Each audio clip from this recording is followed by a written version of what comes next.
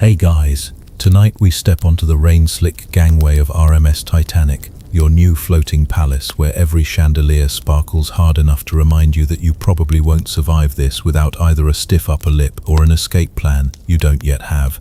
So before you get comfortable, take a moment to like the video and subscribe, but only if you genuinely enjoy what I do here.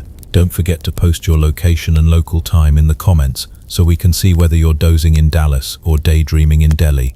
Now dim the lights, maybe turn on a fan for that soft background hum, and let's ease into tonight's journey together. You trudge forward, patent leather shoes, squeaking on teak planks, still smelling of fresh varnish, as stewards in crisp white gloves funnel you toward a velvet-roped entrance marked first class only. There's no jazz band yet, just the hiss of steam vents and the muffled clank of cargo cranes hauling grand pianos into the hold. A purser checks your ticket, eyes lingering to judge your cufflinks, miniature gold anchors that took you half the night to fasten. Mainstream historical fact: White Star Line required first-class passengers to present printed boarding cards at each bulkhead, supposedly for security, but mostly to keep curiosity seekers from sneaking glimpses of the gilded A-deck foyer. Once past the rope, etiquette chaperones pounce like well-dressed house cats. One straightens the angle of your bowler hat exactly 2 finger widths above brow. Another hands you a folded schedule of gentlemanly obligations, including 5 o'clock tea with strangers. You must address as sir even if you overhear them snoring like boilers at dawn. The master-at-arms inspects your gloves for specks of soot. He finds one, tuts, and politely suggests you visit the electric boot, black just inside the grand staircase. Quirky tidbit: these boot blacks used battery-powered rotary brushes, a novelty so loud it reportedly drowned out small talk, giving shy millionaires a brief sanctuary from relentless introductions. Carpet swallows your footsteps as you advance into the reception alcove. Mahogany paneling gleams beneath dome lights filtered through leaded glass cherubs. All pink cheeks and frozen trumpet solos. A steward presents a tray of embossed ship maps.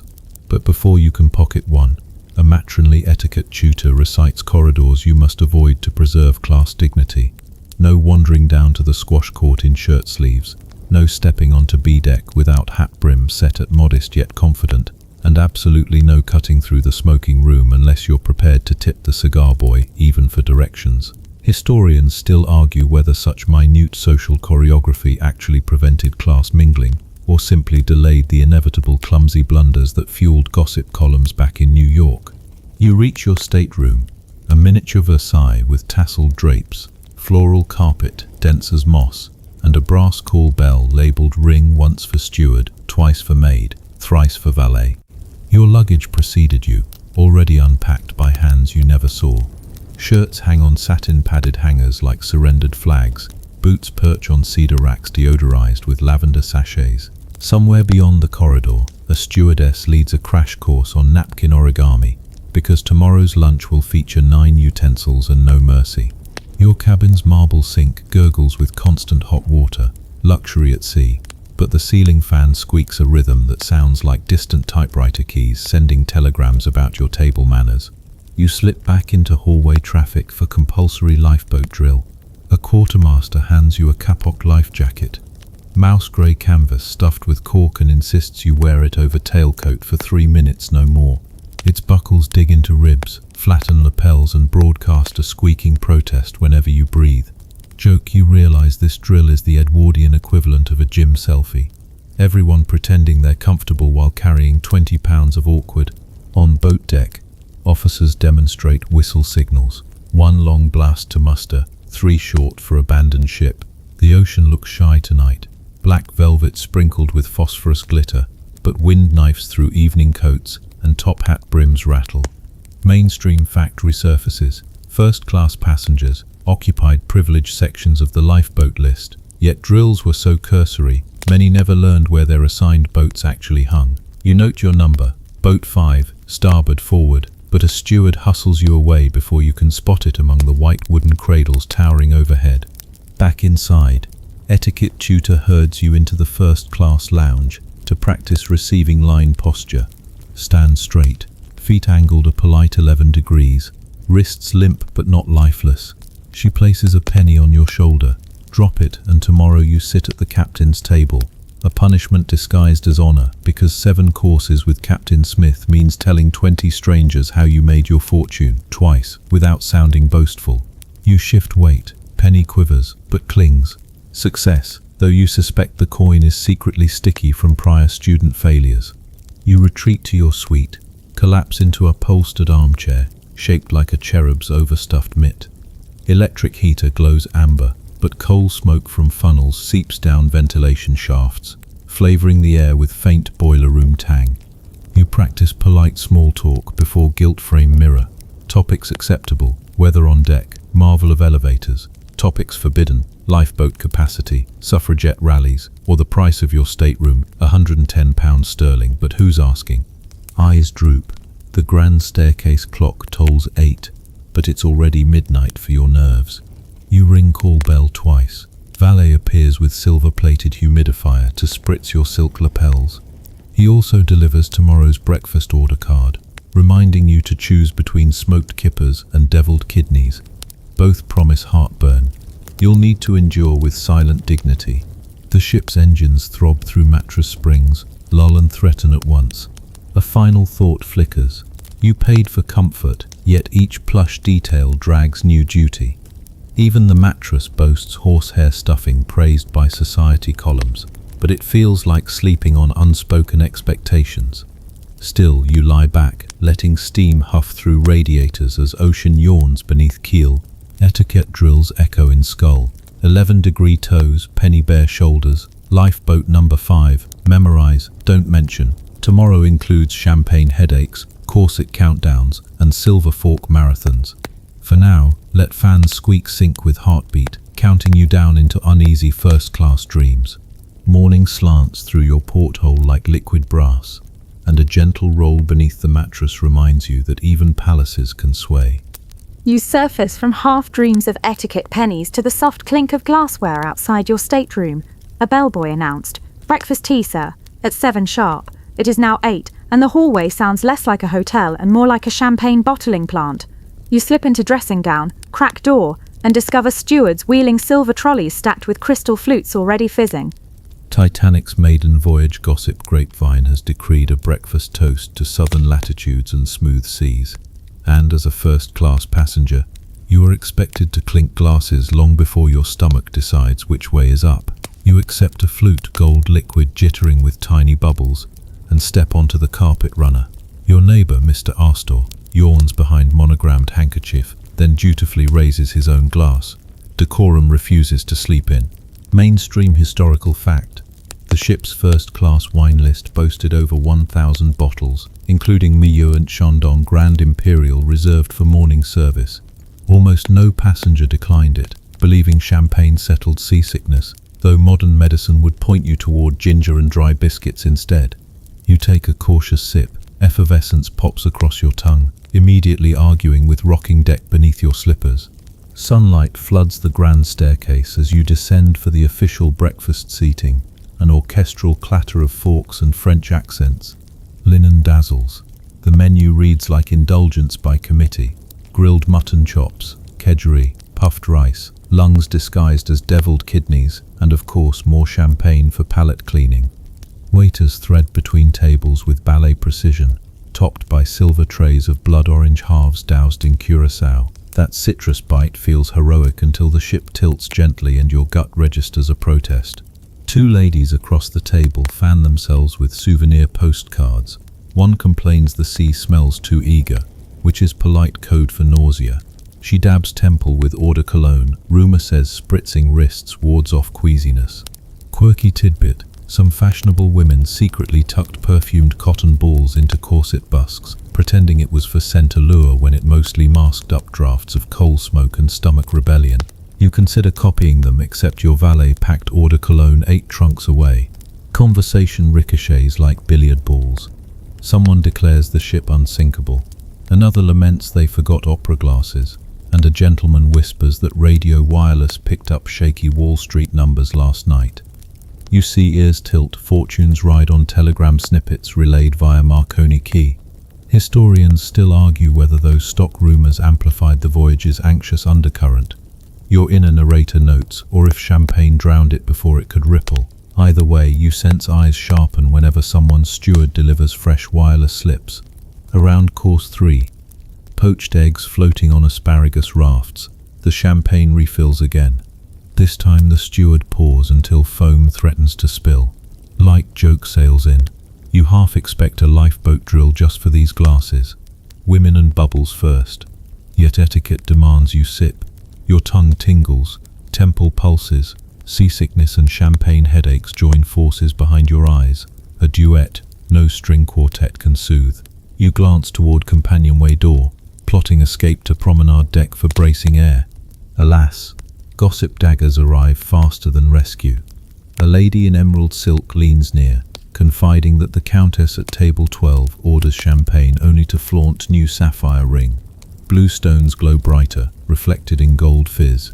She lifts her own glass near chandelier to test reflection. The sparkle fails to match. Offense registers in her nostrils. You nod politely, mind spinning here. Even bubble color becomes battlefield ordnance. You excuse yourself, weaving through waiters carrying silver domes that waft steam laced with truffle and despair. Outside, the promenade deck greets you with Atlantic wind so crisp it slaps cheeks awake. Lifeboats hang overhead like white beetles. None of the strolling couples give them more than a glance. You clutch rail, staring at bluish waves hurrying past. Somewhere below, engines throb like distant drums, and you breathe and breathe until champagne riots calm. Behind you, stewards roll out more refreshments, this time beef tea to steady the constitution. A well-meaning officer insists you take a cup. The broth tastes like salted smoke, but it warms stomach and buys you 10 minutes of equilibrium. He offers anecdote. Even Olympics millionaires lost breakfast on first swell. We recommend deck walks between courses, keeps bubbles behaving. You nod, deciding that if you survive this meal schedule, you deserve honorary fireman pay. Refreshed, you re-enter the lounge, only to find tables cleared for mid-morning coffee, and yes, yet another toast, champagne, now swapped for cognac, to honor Captain Smith's upcoming retirement. The orchestra strikes a waltz. Glass stems clink faster than ticker tape. Seas roll gentle yet relentless beneath your shoes, and you realize the greatest discomfort of first class isn't the risk of iceberg or boiler mishap. It's performing privilege on cue, smiling through queasy teeth while your stomach lobbies for mutiny. You manage half-hearted cheers, slip cognac, untouched onto potted palm stand, and edge toward exit. A stewardess intercepts, asks if you'll attend afternoon deck tennis demonstration, champagne served courtside. You feign urgent telegram appointment. She nods knowingly. Perhaps she has witnessed too many pale foreheads. As you retreat, overhead fans whir purrs like ship whispering. You can run, but the flutes will find you. By noon, you slump in library's green leather chair, eyes closed. The room smells of pipe tobacco and fading perfume. Sunlight flicks across oak shelving, and you hear distant popping of yet another cork in writing room next door. You pull travel diary from pocket, scribble, champagne, appetite, minor 1, etiquette, undefeated. Diary page tilts as ship leans. You steady pen, vow to secure ginger biscuits before next toast skyscrapes your belly. Engines hum lullaby bass, library lamps flicker and eyelids sag. Somewhere beyond gilded walls, lower-class passengers chase fresh air without sparkling obligations. You envy their practical boots, their simpler menus of broth and bread. You drift, half dreaming of trading cufflinks for sturdy hobnails. But dream fades as steward's voice intrudes. Lunch seating called time to rally. You rise, straightening lapels, already tasting phantom bubbles. Champagne headaches repeat like ocean waves. Etiquette offers no life jacket, yet you step into corridor anyway, because that's what first class means, drowning gracefully in an endless toast.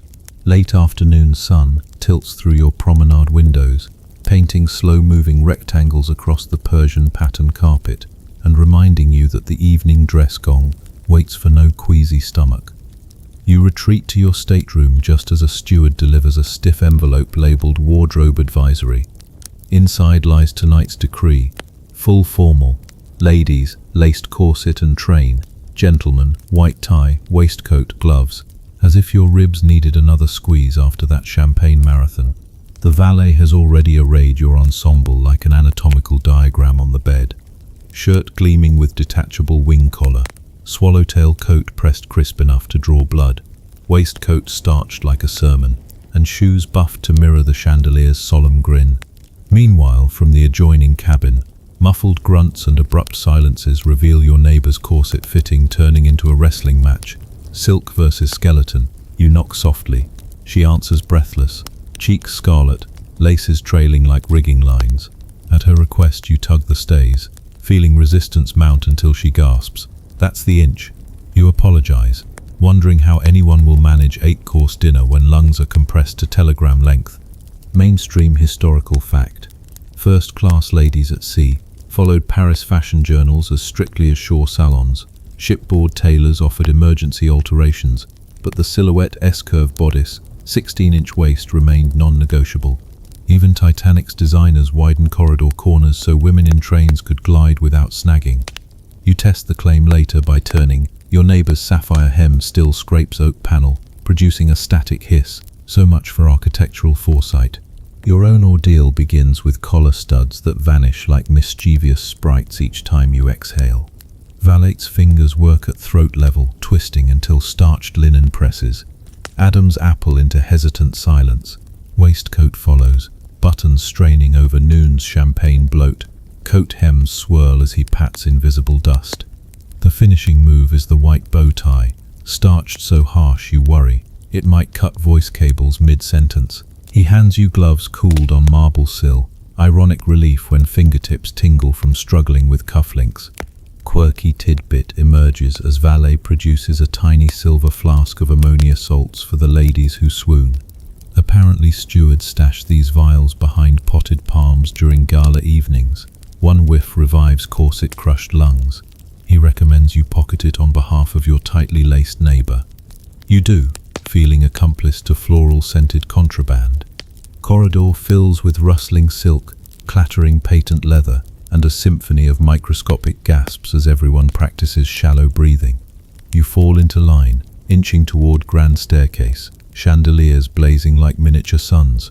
Halfway down, a guest in emerald satin freezes the heel of her slipper lodged between stair rods. 2 footmen leap to free her while she balances on pont, corset refusing any bend. Historians still argue whether such gowns symbolize status or sabotaged mobility. Tonight they do both. At the foot of the stair, orchestra greets arrivals with polite waltz.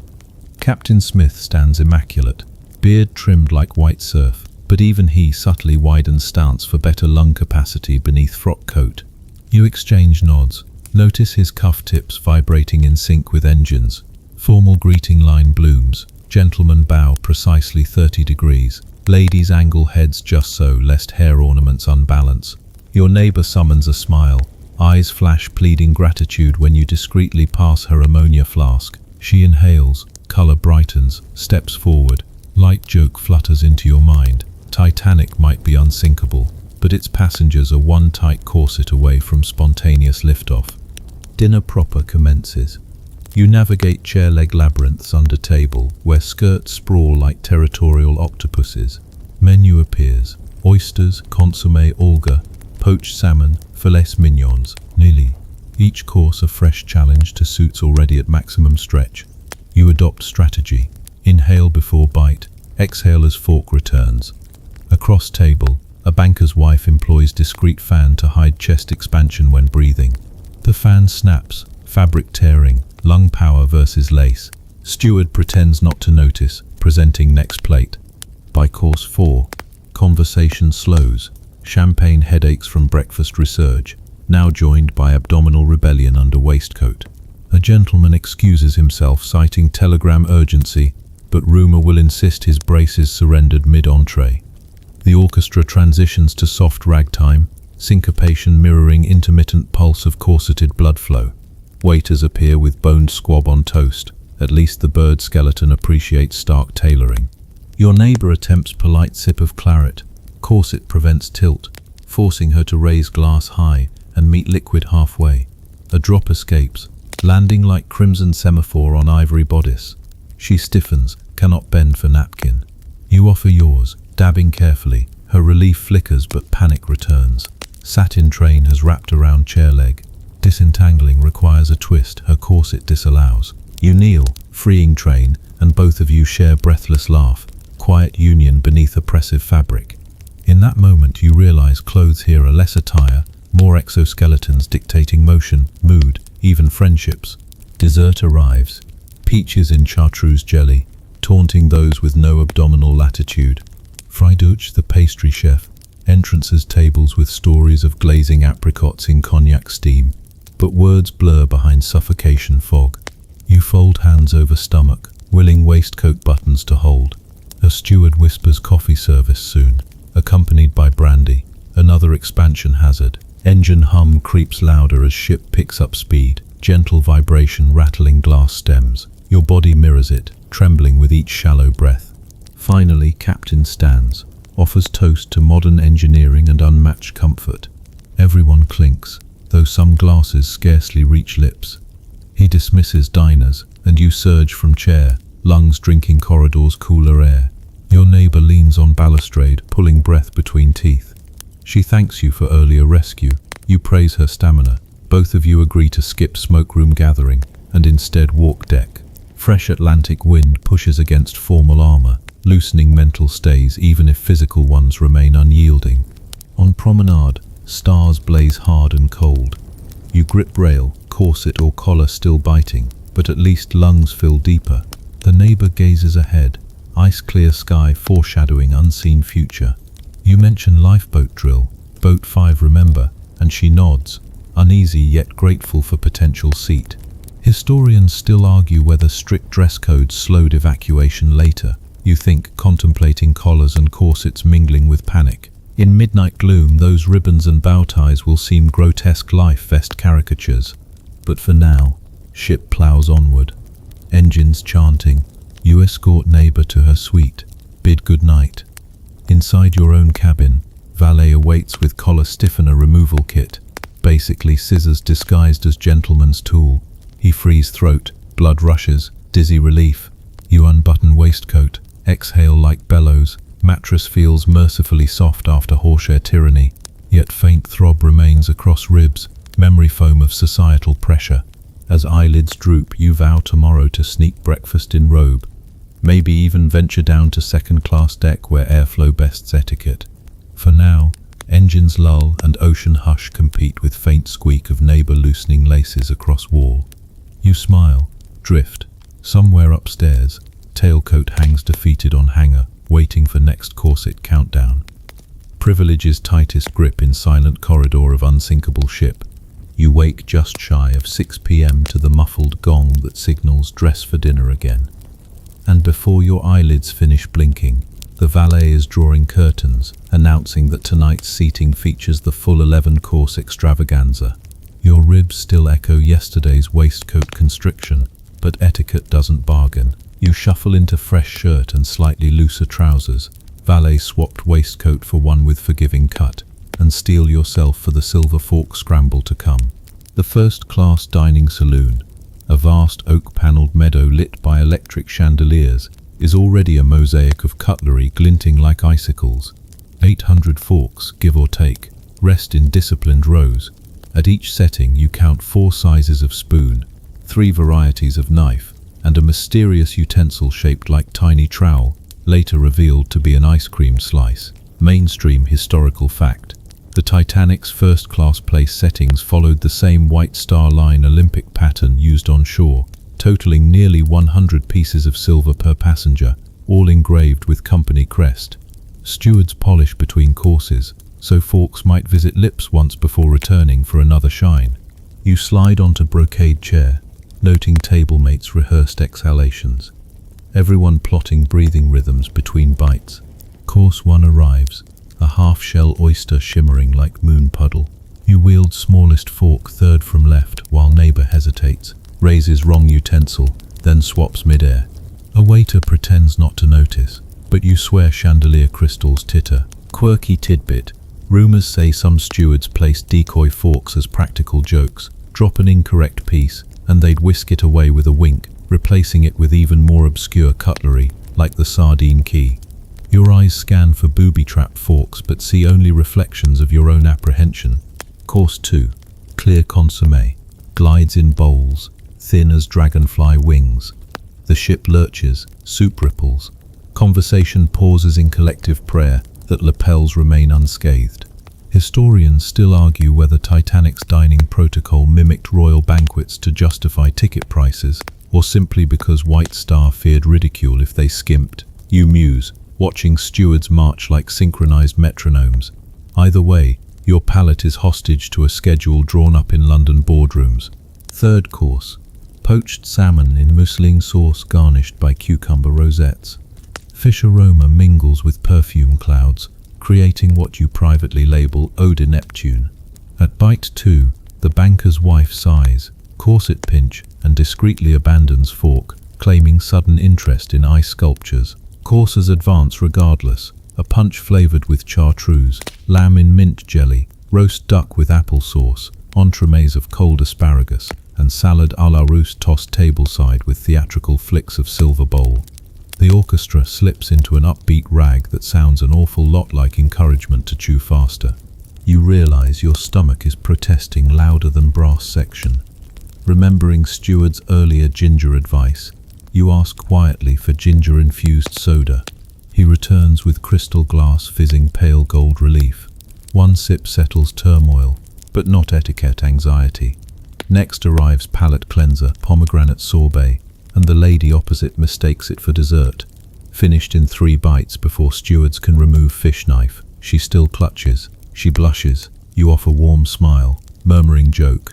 Sorbet sprint record just set, gold medal to you. She exhales into napkin, grateful for humor thinner than her bodice. After 8 successive plates, conversation turns dreamlike. A gentleman recites poem about transatlantic dawns, voice dipping each time he loosens collar stud for breath. Across hall you glimpse the Countess with sapphire rings swirling champagne. Not drinking now, merely using bubbles as gemstone spotlight. Waiters bring 9th course, pâté of foie gras with celery. Your taste buds file protest paperwork. Yet you nibble, because leaving plate full signals insult. Stewards whisk plates the moment forks touch china. Silver ballet so precise you suspect secret stopwatch. Course 10. Waldorf pudding draped in cream. Your neighbor delicately lifts spoon, pulse visible at temple. She whispers that Waldorf Astoria chef invented dessert for hotel tycoons, too busy to chew fruit whole. Now here you are on Titanic, busier chewing etiquette than dessert. You both giggle, soft rebellion. Orchestra shifts to near lullaby. Sugar haze drapes across table like invisible net. Finally, 11th course appears. Fresh fruits and assorted cheeses. Grapes gleam under alabaster dish lamps. Stilton aroma nudges sinuses. You select 1 grape, 1 biscuit, declare silent victory. Coffee follows, served in demi-tasse cups fragile as butterfly wings. Cognac beckons, but you wave it off, patting waistcoat in hint of fullness. Light joke crosses mind. Surviving dinner feels more Olympic sport than leisure cruise. Stewards dim chandeliers slightly. Cue to migrate toward reception room for post-prandial promenade. Rising requires strategic push and inhale coordination. Around you guests lift with synchronized groans. Chairs scrape like distant avalanche. A gentleman stands too quickly. Waistcoat button ricochets into bread tray with metallic ping. He pockets projectile, muttering souvenir. Outside saloon, you take neighbor's arm to navigate corridor swell. Engine vibration intensifies, captain likely increasing speed, chasing record arrival. She comments on hum beneath feet. You nod, recall telegram rumors of icebergs in northern route, but hold back mention. Historians still argue whether pressure to arrive early pushed Smith to maintain full speed despite warnings. Narrator inside you murmurs, for now, engines drown conversation, silverware memories still jangling in bones. You escort her to Palm Court, a glass-roofed lounge, where potted palms sway gently. Tea service on standby. Yes, more cups, but most guests decline. They sink into wicker chairs, hands resting on distended midsections, faces glazed with mutton lamb duck trifecta fatigue. Overhead, Stars peek through skylight. Distant Atlantic night whispers cooler air. You loosen cuff and breathe deeper, thinking this might be moment of relief. Yet social duty never sleeps. Gentleman with violin appears, offering to lead impromptu foxtrot lesson. You exchange not tonight glance with neighbor. Two ladies from Philadelphia accept, wobbling under corset tension. Within minutes one excuses herself, face pale. Steward follows with discreet bucket. You guide neighbor toward promenade deck again, fresh air as final course. Starfield shines fierce, horizon sharp as bone china rim.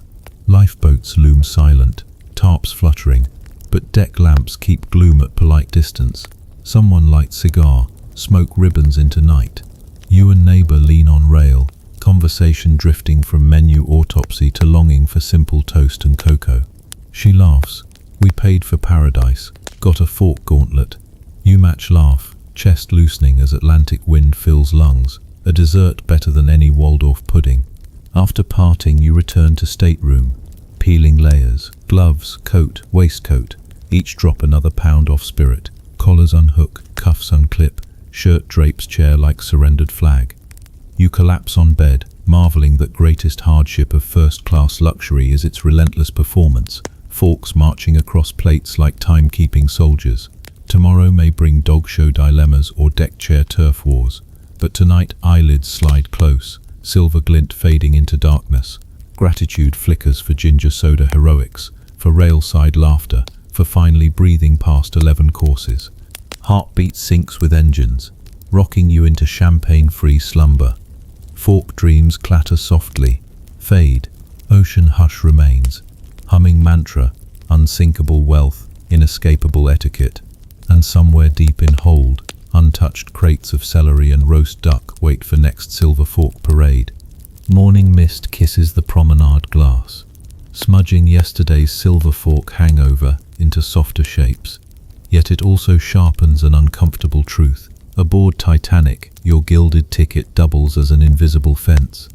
You start the day craving ordinary chatter, no sapphire rings, no cutlery choreography. So you slip into tweed jacket, casual by first-class standards, and head for boat deck, hoping sea air will clear the 11-course echo clanging inside your skull. The teak planks stretch empty, except for a steward buffing brass railings and a trio of early joggers in silk tracksuits. Well, what passes for exercise gear when tailors aim for elegance over oxygen intake? You lean over the rail, peering down at B-deck's broader promenade, just in time to glimpse a second-class mother shepherding two children, their laughter spooling up through the salty air. They're playing hopscotch with chalk squares drawn between deck chairs. No steward scolds them because no steward hovers there. Your smile drifts, but a uniformed purser suddenly appears beside you like a polite shadow. "Careful, sir, best not lean so far, damp rail," he says. Yet his eyes flick to that innocent hopscotch below, reminder you're meant to keep eyes and elbows inside your own social enclosure. Mainstream historical fact. White Star Line's design literally stacked classes like a human layer cake. First-class promenades and lounges sat high amidships, second-class spaces tucked further aft, third-class passengers roamed near stern, their stairwells locked to everyone else by iron gates. The stated reason: prevent crowding and maintain comfort. The unspoken reason: rigid social hierarchy afloat. Some barriers remained latched even during daylight. A policy crew defended with clipped British courtesy. You decide a covert tour might whip up needed novelty. Passing Palm Court, you duck down a narrower stair labeled crew only. Polished steps turn plain halfway, carpet fading into utilitarian bare steel. A faint smell of engine oil replaces the cedar and roses perfume upstairs. Here, stewards bustle with trays but still nod politely. On sea-deck landing, a lattice gate stands shut. Beyond lies second-class smoking room, door window glowing with pipe smoke and card game laughter. You grip gate bars, cool painted white, feeling more zoo exhibit than guest. Quirky tidbit. Some adventurous first-class teens reportedly bribed stewards with American quarters to unlock gates so they could sample second-class ragtime dances. According to one steward's memoir, the going rate was 2 bits and a promise not to mention delinquent detours at breakfast. You consider the story, pat pockets, no quarters, only a crumpled dinner menu. You backtrack before anyone asks questions. Returning topside, you detour onto starboard boat deck and let gaze slide forward toward officers' quarters. There stands a pair of impeccably dressed men you met at last night's feast, now arguing whether their Labrador's exercise area infringes upon another gent's Pomeranian time slot.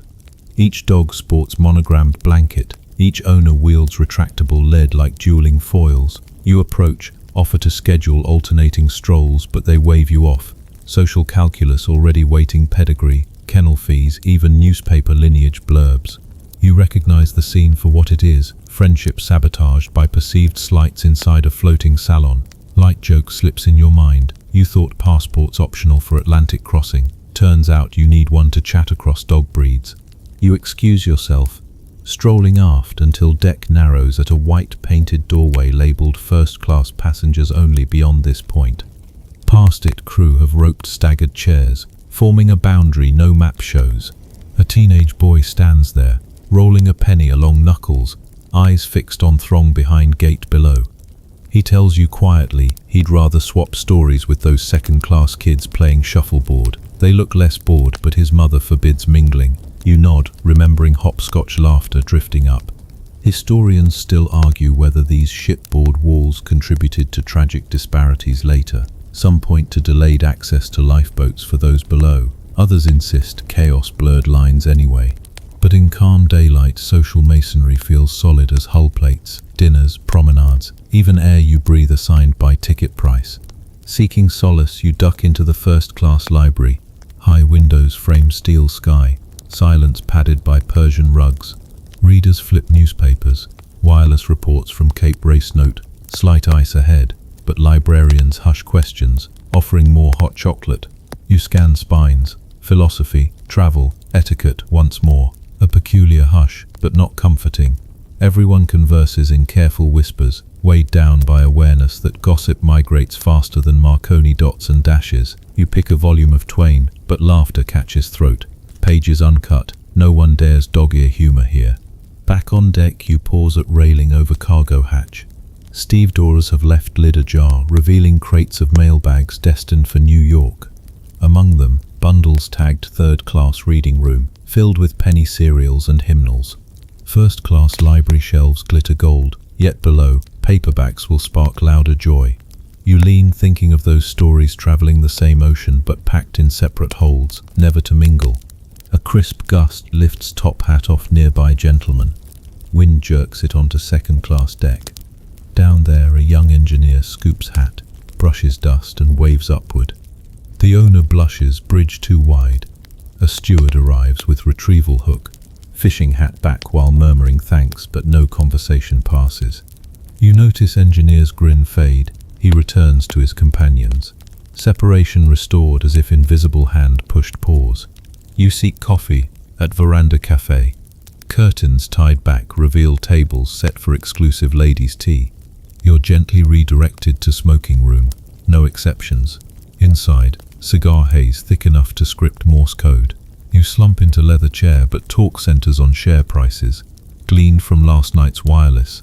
Not a whiff of genuine warmth. Even the cards on green bays feel perfunctory. You fold after one hand, pockets still jingling but spirit dented. Later, during afternoon tea, Captain addresses select group about tomorrow's Sunday service invitations. First class saloon only, other passengers to observe their own devotions elsewhere. You note subtle discouragement of shared hymn singing, wonder how voices might have merged into one comforting chorus. Instead, partitions stand firm. Evening twilight arrives, violet smearing leaden clouds. You lean against boat 5 davit, counting deck lights winking awake. Below, soft din of dance music drifts from second-class hall, jaunty rhythm unencumbered by etiquette pennies. You tap foot, then catch yourself. Tapping might appear unseemly. Suddenly, sailor's whistle pierces air, shift change. Crew tromp by, ignoring social lines, their camaraderie slicing through deck like warm knife. You envy them, their classless fellowship forged in engine roar and rope burn. Back inside suite, you record diary thoughts. Luxuries can insulate so much they freeze connection. You recall sapphire ring overshadowing conversation, corsets limiting breaths, gates stifling curiosity.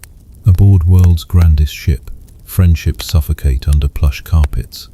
You end entry with one hopeful line: maybe stars tonight, ignore class. That night, you creep onto deserted bow, Titanic's nose cutting silk sea. There, under Milky Way blaze, class walls dissolve momentarily. Same sky for stokers and socialites alike. Water slaps hull, solitary and democratic. You inhale cold Atlantic air with deep corset-free lungs, holding breath until ribs ache sweetly, proving walls can't cage oxygen. Yet beyond bow, barriers await dawn, to segregate breakfast, deck chairs, and eventually lifeboats. You turn back, heart heavier, understanding why first-class paradise sometimes feels like gilded isolation ward. Night drifts across the Atlantic like velvet dust, and for once the grand staircase is quiet. No waltz echoes, no champagne foxtrot. You slip from suite wearing smoking jacket over pajamas, curious about a rumor wafting along carpeted corridors, something urgent crackling out of the Marconi room, slipped beneath the doors of certain first-class suites. Your curiosity, half-starved by day-long etiquette walls, needs a midnight snack of unfiltered information.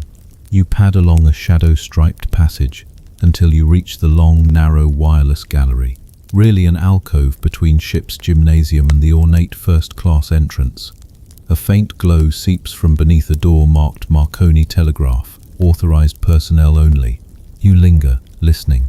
Inside, spark gaps pop like far-off fireworks. Typewriter keys clatter. Every so often operator Jack Phillips mutters coordinates in clipped staccato. The air smells of ozone and hot varnish, a scent you'll forever associate with late-night secrets. Mainstream historical fact. Titanic's Marconi set was the most powerful afloat, able to hurl dots and dashes 500 nautical miles by day, up to 2,000 by night when ionospheric conditions obliged. White Star Line loved bragging about that range to investors, but passengers coveted it even more. A wireless cabin gram could put one's name in New York morning papers before the ship itself docked. Tonight, though, those dashes carry less cheerful cargo. You lean closer. Through thin door panel floats phrase "market uneasy." Steel shares dip. Money nerves spark in your chest. Someone deep within gilded suites could lose a small mansion overnight. Historians still argue whether Phillips and junior operator Harold Bride discreetly sold stock tips on the side. Anecdotal evidence says some millionaires tipped operators like jazz pianists for after-hours bulletins. Quirky tidbit: Bride reportedly ranked extra shillings by folding telegraphs into origami cranes. The more complex the bird, the bigger the bribe. Your hand hovers above brass knob.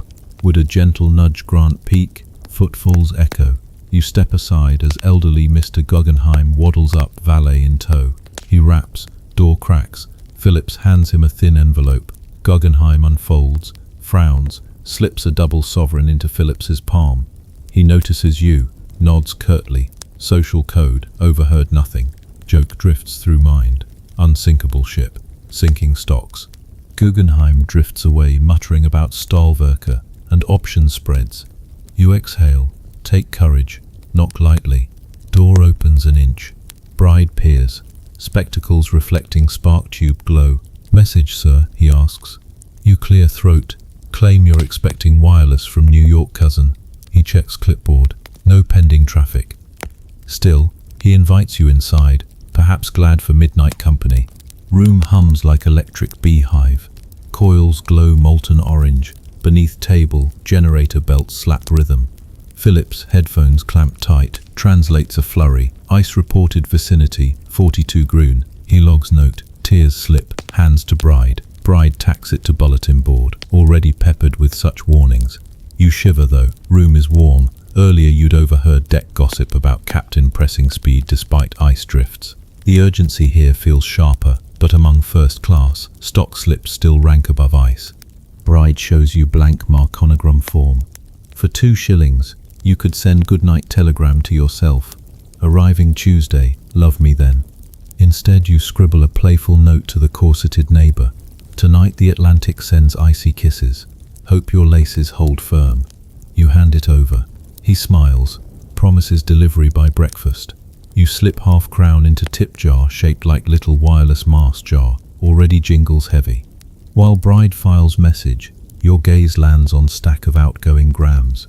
Buy urgent, consolidated steel, sell oil trust, hold Titan navigation. Those tidy words decide factory layoffs, orchard foreclosures, maybe someone's wedding budget. Strange to think lifeboat spaces tomorrow could mirror stock ranking tonight. Engine vibration seems louder here, rattling Morse code lamps overhead. Phillips suddenly curses softly. Static hisses, forcing him to boost wattage. A far station. Cape Race complains. Keep out, GS breaking in. Phillips shrugs. Passenger traffic pays tips. Safety messages can wait a minute. You swallow. Not your place to lecture. Yet unease settles like coal soot. You glance at bulletin. 5 separate ice warnings since dusk. Many ships slow to 10 knots, Bride admits quietly. But not us. Schedule prestige, you know. He hands you carbon copy of earlier fun fact. Titanic's wireless backlog peaked at 250 messages after leaving Queenstown. Operators work 15-hour shifts. Caffeine their only lifeboat. Quirky tidbit within. Bride waves mug labeled unsinkable coffee. He winks that the slogan sells double shots. Clock strikes near midnight. Phillips removes headset, flexes neck. Time we shut down, sir. Regulations allow traffic pause for transmitter cooling. He escorts you out, locking door.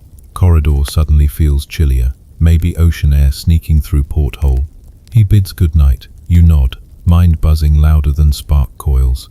Back towards stateroom, you pass salons where few insomniacs doze in armchairs. A gentleman reads fresh Marconogram, face pale. You wonder if he lost fortune in minutes, ironically sealed inside world's most expensive safe on sea deck. Historians debate if stock panic gloom contributed to later confusion. Some millionaires rumored preparing to telegraph brokers even as water lapped carpets. Finally, in your suite, you jot diary lines. Wireless room pulses like second heart, beats of profit, warnings of ice.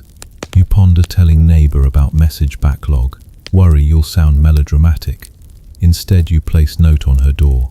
Midnight telegram arriving. Do check ice stars. You tilt porthole open, inhale brittle air that smells of frost despite calendar's April promise. Somewhere forward, lookout peers into dark, scanning for berg silhouettes. You whisper good luck as if breath could carry up mast. Engines thrum, steady as heartbeat. You lie down, fan ticking overhead. Sleep sidles close, yet thoughts stay wired. Intangible dots and dashes, steering ship's richest minds, while tangible bergs drift silent. Joke for journal. The one thing harder than sinking Titanic's reputation is sinking its stock portfolio. You chuckle softly. Tension loosens, eyelids sink. Spark gap pops echo in dreams. Bright commas in night, while Marconi masts outside stitch telegram constellations across sky. Soon, even buzzing static fades, replaced by hush of unsent messages, queuing for dawn. Dawn smuggles itself aboard in strips of cold gold, and by the time you pull on your tweed coat, the boat deck is already a chessboard of striped blankets, steamer rugs and stewards guarding territory like minor border patrols. First-class tradition dictates that each passenger rents a deck chair, 3 shillings for the voyage, and heaven help anyone who mistakes a neighbor's blanket-draped lounger for public seating. You step outside carrying a plaid rug you were advised to display prominently, lest roaming elbows annex your spot. Mainstream historical fact.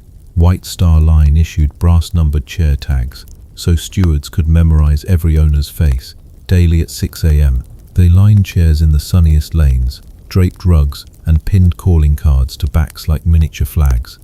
You survey the scene. Rows of polished teak recliners already claim prime real estate beneath lifeboats, each tagged with monograms, AS for Astor, GA for Guggenheim, and somewhere in the mix, the discreet initials you scrawled while half asleep. Trouble brews. Starboard side. 2 ladies in fox fur capes arrive simultaneously at chair 47, each insisting the tag's cursive C belongs to her surname. Within seconds, their voices frost the morning air thicker than sea spray. Stewards cluster, comparing handwriting. You hover nearby, curious witness. One lady invokes the purser for adjudication. The other threatens to telegraph her solicitor before lunch. Joke surfaces. Who knew a chair could trigger more legal briefs than a transatlantic merger? While tempers warm, the Atlantic answers with icy gusts that flip rugs like library pages. You anchor yours with silver hip flask, ginger cordial, not cognac. Then settle, knees under blanket, eyes on horizon's hard blue seam. Across aisle, a mustached gentleman angles his chair 2 degrees for better sun, directly blocking another's view. A quiet scowl escalates into measured coughs, then into the passive-aggressive repositioning of an entire row, each chair sliding inches until line resembles drunken centipede. Quirky tidbit. Some wealthy passengers travelled with custom steamer rugs embroidered "Do Not Disturb" in scarlet thread. A steward confides these rugs function like social force fields, foolproof until, say, wind blows them onto rival's lap, igniting diplomatic crisis. You lift edge of your own blanket just enough to display initials, grateful you skipped ostentatious slogans. Mid-morning, ship speed increases, smokestacks belch thicker plumes. The deck's lullaby of creaks turns sharper, chairs vibrating under bolts. A steward appears selling cups of beef tea. "Keeps chill away, sir." You sip, tasting vaguely of liquid fireplace. The chair dispute beside you finally resolves. Purser issues temporary rationing plan. Alternate half-day slots, though both ladies stomp off to complain that sharing defies first-class principle of infinite comfort. Engine throb sets mugs quivering. A steward drapes extra rugs at women's request, but now new drama unfolds. Captain's daily walk looms and guests maneuver chairs for chance greeting. This chair shuffling resembles tectonic plates grinding across deck. Every crunch threatens a spilled tea or bruised toe. As you shift to avoid collision, you glimpse lifeboat ropes inches above head and wonder, if emergency struck, would these chairs morph into barricades or stepping stones? Historians still argue whether tightly packed deck furniture slowed evacuation later that night. Your inner narrator murmurs, mental postcard for future scholars. Captain Smith emerges, beard shimmering frost white. Passengers rise from cocoons, offering compliments about calm seas. You join chorus, though wind stings cheeks like salt needles. Smith smiles, notes brisk but excellent progress. His eyes flick toward horizon. Perhaps he recalls wireless ice warnings. Phillips filed overnight, yet etiquette again mutes potential caution. Nobody asks about bergs when deck chair turf wars demand diplomacy. Once captain passes, people collapse back into territorial vigilance. A small skirmish flares when a gentleman's plaid rug drifts onto neighbour's foot. She responds by nudging chair leg, causing his newspaper to flutter away. He lunges, nearly topples. Stewards intervene with practiced neutrality. You close eyes, listening. Teak planks groan under shuffling chairs.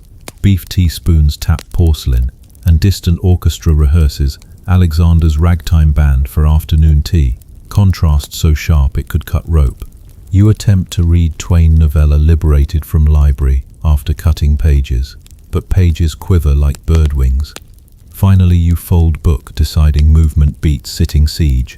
Leaving blanket as reservation flag, you stroll aft. A steward nods, your claim noted. You wonder what happens if rogue wind tosses your rug away. Instant forfeiture. Probable. Near stern, rarefied air mixes with cheerful racket from second-class deck below. A spirited quoits game. Players cheer, unburdened by chair politics. You lean over rail, offering thumbs up. One woman waves back, laughter free of price tag. Returns to your own zone feel heavier. Back at your seat, you find someone occupying it, a bespectacled professor scribbling lecture notes, oblivious to tag. You politely mention reservation. He apologizes, reveals he's from second class, invited by a first-class friend to view dog kennels. In that moment, rules tremble. His enthusiasm for ship's engineering bypasses etiquette gridlock. Instead of ejecting him, you offer shared occupancy. 2 humans, 1 rug, plenty of wind. He beams, launches into anecdote about hull's rivets. Joke surfaces. The only truly first-class commodity tonight is genuine curiosity. As sun sinks, cold sharpens. Passengers abandon chairs like defeated chess pieces, retreating to tea rooms. You and Professor Fold Rug return it to steward, earning raised eyebrow, sharing unheard of but tolerated. Inside, warmth descends like blanket without ownership disputes. Writing desk calls, you pen diary, chairs on Titanic, small wooden nations, borders set by brass tags, defended by rugs.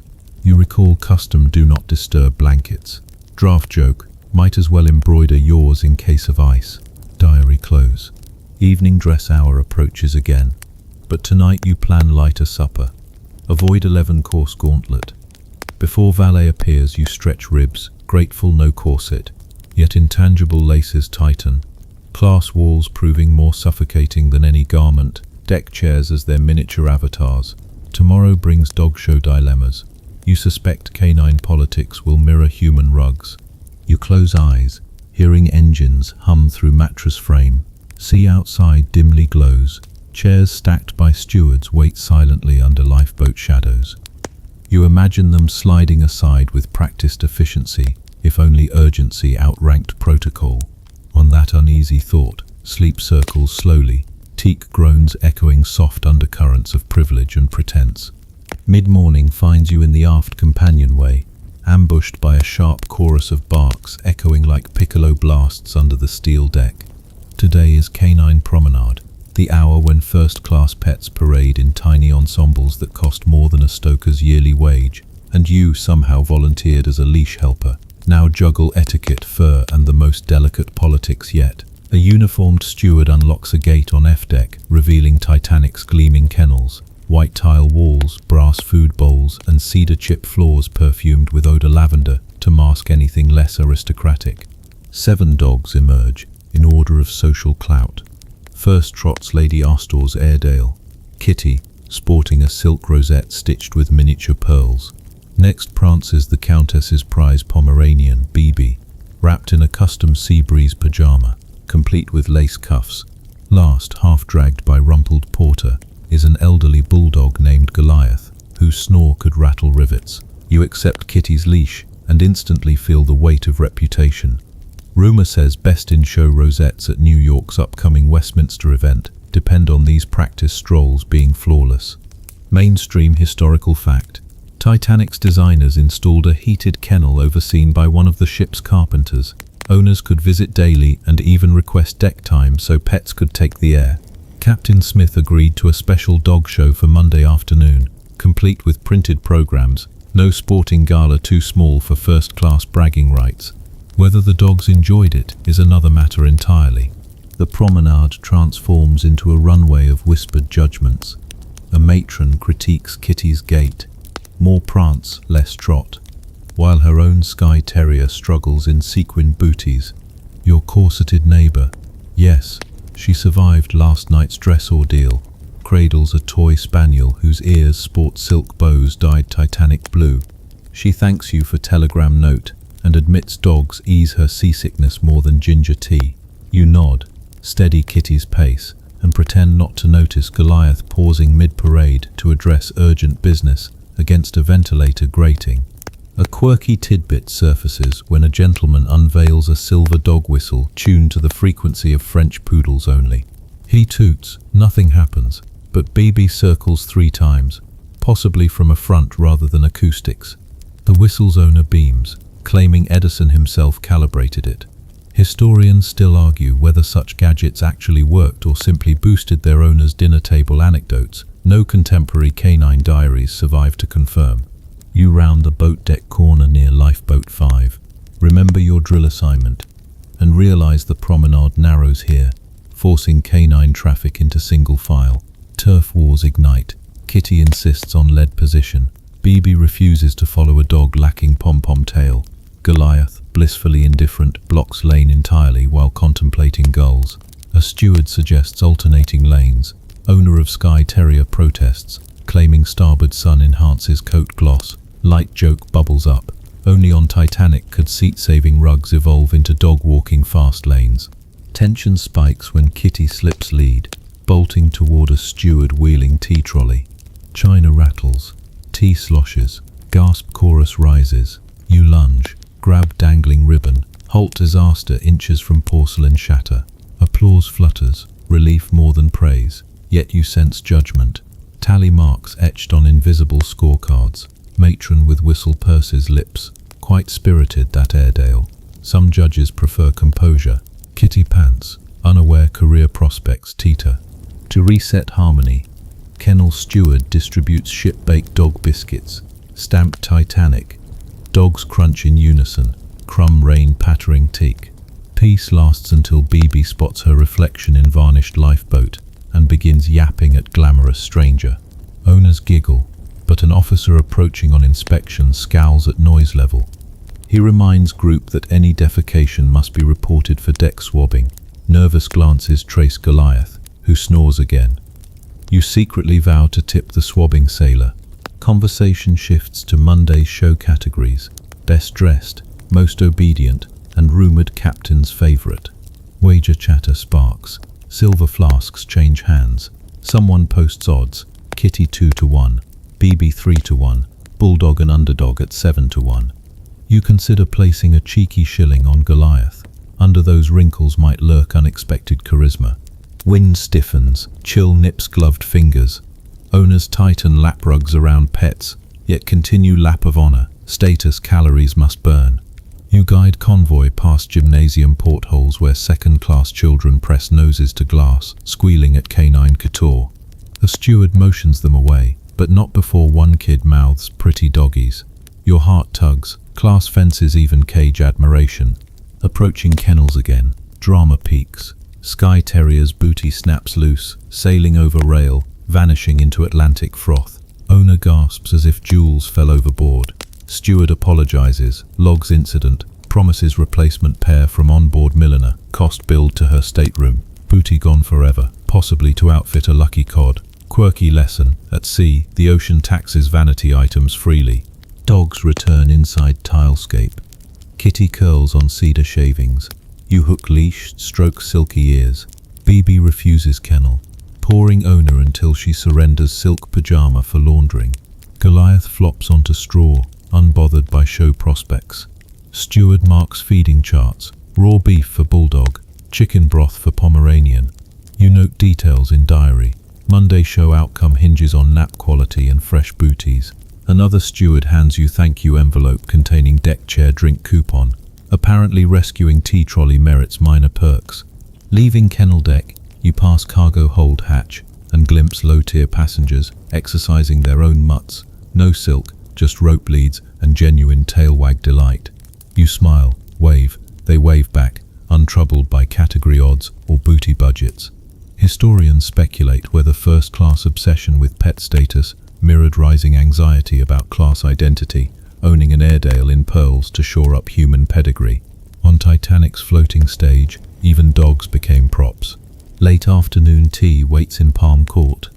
You rejoin corseted neighbour, recount morning antics. She laughs, accepts offered biscuit shaped like bone. For me, not spaniel, she clarifies, nibbling edge. Orchestra shifts to jaunty march titled Moonbeams, though out porthole daylight fades under steely cloudbank. Captain's notice board lists temperature drop. Whispers recall last night's ice messages. Yet salon's chatter still orbits dog show odds and replacement booties. As twilight settles, you retire to suite, shrugging off tweed. Diary beckons.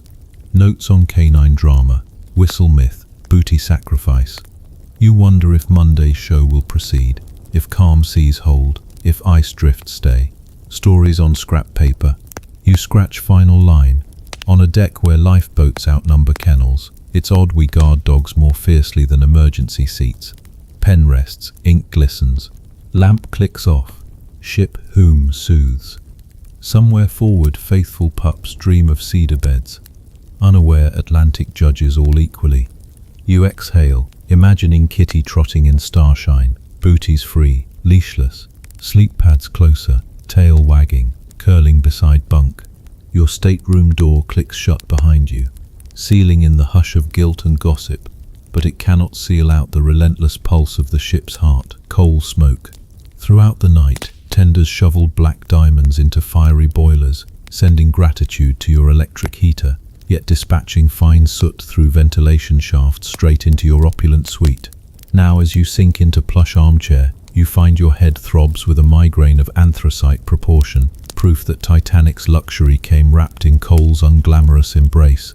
Mainstream historical fact: Titanic burned around 600 tons of coal per day, producing enough smoke to cast a grey veil over decks and waft through cabin vents, even in first-class quarters, where engineers battled smoky drifts with powerful blowers and passengers simply endured coughs with polite cough trap etiquette.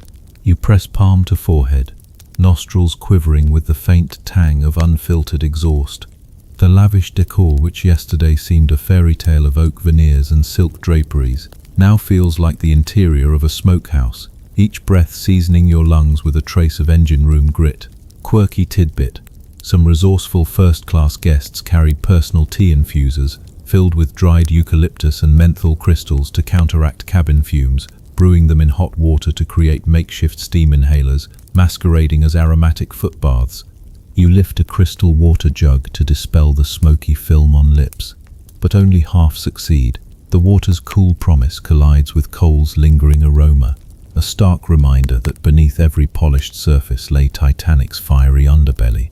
The vanity of nightly humming electric heaters, no need for smelly coal embers in first class, proved a veneer as the smoke found secret pathways through boiler room vents into the very heart of opulence. Historians still argue whether more efficient smoke sealing could have improved passenger comfort or merely delayed the inevitable shroud of diesel dark air while detracting from the ship's acclaimed unsinkable mystique. Your head pulses again. You reach for bedside telephone, M1 on deck scrawled beside it, and summon your steward, whose white jacket arrives crisp yet decidedly underseasoned. You request a hot water bowl with a handful of menthol leaves for relief, though you suspect he's used to such requests, given the ship's massive coal appetite. He returns shortly with steaming brass bowl and twisted towel, bowing deeply as if presenting a royal elixir. You lean forward, draping towel across shoulders, inhaling menthol steam that battles smoke like a scrappy pug in gale winds. For a moment, comfort flickers, warmth curls through chest, nostrils open to hope of clean air. Light joke flutters. Who knew Titanic's most powerful engine was a humble spice leaf? Yet the soot seeps back within minutes, cropping around nostrils like stubborn ash. You expel a cough and glance at windowsill, where a small brass vent hisses faintly, futilely. Your gaze drifts to the desk, where earlier you neatly arranged tomorrow's dress for dinner, now a docking station for half a dozen linen handkerchiefs, fresh and unused, though you'll likely smudge them with coal stain by dawn. You wonder if any crewman cleans these vents while tending to the kitchens below, or if the line between first-class refinement and engine room grime is deliberately blurred to maintain that tantalizing illusion of comfort. You shut eyes, willing headache to soften. Engine roar pulsates through mattress springs, coal's reverberations marrying your pulse. Despite curtains drawn tight, you can hear stokers' shovels thudding in holds, a primitive percussion beneath Titanic's symphony of polished service. Each swing sends particles dancing through ductwork, greeting you like unwelcome guests at every breath. As you drift toward uneasy slumber, memories of deck walks under clear sky tease promise of fresh air. Tomorrow's first light might offer respite, salt spray sweeping soot to sea. Yet you know better. Even sea breeze carries scent of coal toward your cabin, proof that ocean liner comfort often meant breathing the ship's lifeblood. You cradle steaming menthol bowl, letting cool down your fevered temples. Steam clouds rise, mingling with imagined Atlantic mist, a fragile truce between soot and eucalyptus. Your final thought, luxury, afloat commands surrender to coal's empire, so heavyweight that even champagne moments taste faintly of the engine room. As the last vestiges of wakefulness slip, you visualize a single coal ember drifting through cabin vent, then vanishing into darkness, coal's tiny nightlight. Sleep claims you, coal smoke migraine and all, lulling you into dreams where fresh air knows no class. Morning mist kisses the promenade glass, smudging yesterday's silver fork hangover into softer shapes, yet it also sharpens an uncomfortable truth. Aboard Titanic, your gilded ticket doubles as an invisible fence. You start the day craving ordinary chatter, no sapphire rings, no cutlery choreography, So you slip into tweed jacket, casual by first-class standards, and head for boat deck, hoping sea air will clear the 11-course echo clanging inside your skull. The teak planks stretch empty, except for a steward buffing brass railings and a trio of early joggers in silk tracksuits. Well, what passes for exercise gear when tailors aim for elegance over oxygen intake? You lean over the rail, peering down at B-deck's broader promenade, just in time to glimpse a second-class mother shepherding 2 children, their laughter spooling up through the salty air. They're playing hopscotch with chalk squares drawn between deck chairs. No steward scolds them because no steward hovers there. Your smile drifts, but a uniformed purser suddenly appears beside you like a polite shadow. "Careful, sir. Best not lean so far. Damp rail," he says, yet his eyes flick to that innocent hopscotch below. Reminder, you're meant to keep eyes and elbows inside your own social enclosure. Mainstream historical fact. White Star Line's design literally stacked classes like a human layer cake. First-class promenades and lounges sat high amidships, second-class spaces tucked further aft. Third-class passengers roamed near stern, their stairwells locked to everyone else by iron gates. The stated reason: prevent crowding and maintain comfort. The unspoken reason: rigid social hierarchy afloat. Some barriers remained latched even during daylight, a policy crew defended with clipped British courtesy. You decide a covert tour might whip up needed novelty. Passing Palm Court, you duck down a narrower stair labelled crew only. Polished steps turn plain halfway, carpet fading into utilitarian bare steel.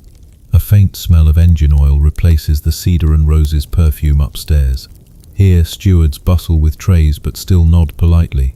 On sea-deck landing, a lattice gate stands shut. Beyond lies second-class smoking room, door window glowing with pipe smoke and card game laughter. You grip gate bars, cool, painted white, feeling more zoo exhibit than guest. Quirky tidbit: some adventurous first-class teens reportedly bribed stewards with American quarters to unlock gates so they could sample second-class ragtime dances. According to one steward's memoir, the going rate was 2 bits and a promise not to mention delinquent detours at breakfast. You consider the story: pat pockets, no quarters, only a crumpled dinner menu. You backtrack before anyone notices. Returning topside, you detour onto starboard boat deck and let gaze slide forward toward officers' quarters. There stands a pair of impeccably dressed men you met at last night's feast, now arguing whether their Labrador's exercise area infringes upon another gent's Pomeranian time slot. Each dog sports monogrammed blanket. Each owner wields retractable lead like dueling foils. You approach, offer to schedule alternating strolls, but they wave you off. Social calculus already waiting: pedigree, kennel fees, even newspaper lineage blurbs. You recognize the scene for what it is: friendship sabotaged by perceived slights inside a floating salon. Light joke surfaces. You thought passports optional for Atlantic crossing. Turns out you need one to chat across dog breeds. You excuse yourself, strolling aft until deck narrows at a white-painted doorway labelled first-class passengers only beyond this point. Past it, crew have roped staggered chairs, forming a boundary no map shows. A teenage boy stands there, rolling a penny along knuckles, eyes fixed on throng below. He tells you quietly he'd rather swap stories with those second-class kids playing shuffleboard. They look less bored, but his mother forbids mingling. You nod, remembering hopscotch laughter drifting up. Historians still argue whether these shipboard walls contributed to tragic disparities later. Some point to delayed access to lifeboats for those below. Others insist chaos blurred lines anyway. But in calm daylight, social masonry feels solid as hull plates. Dinners, promenades, even air you breathe assigned by ticket price. Seeking solace, you duck into the first-class library. High windows frame steel sky, silence padded by Persian rugs.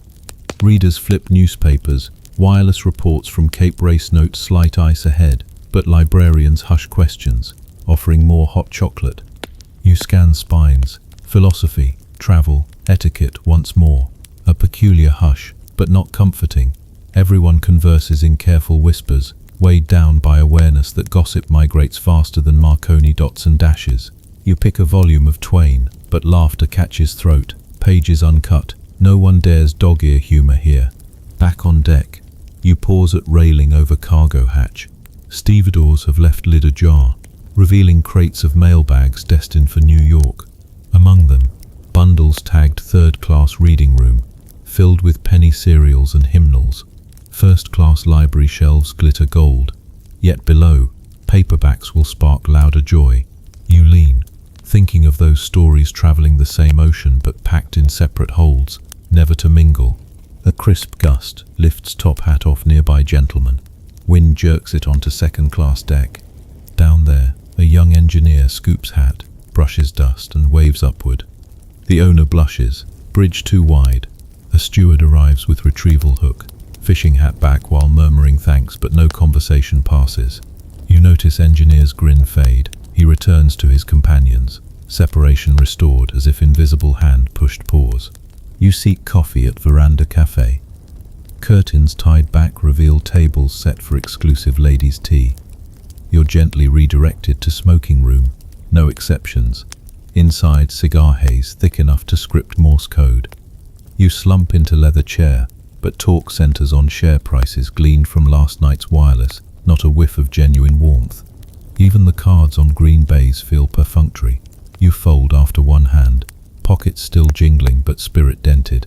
Later, during afternoon tea, Captain addresses select group about tomorrow's Sunday service invitations. First-class saloon only, other passengers to observe their own devotions elsewhere.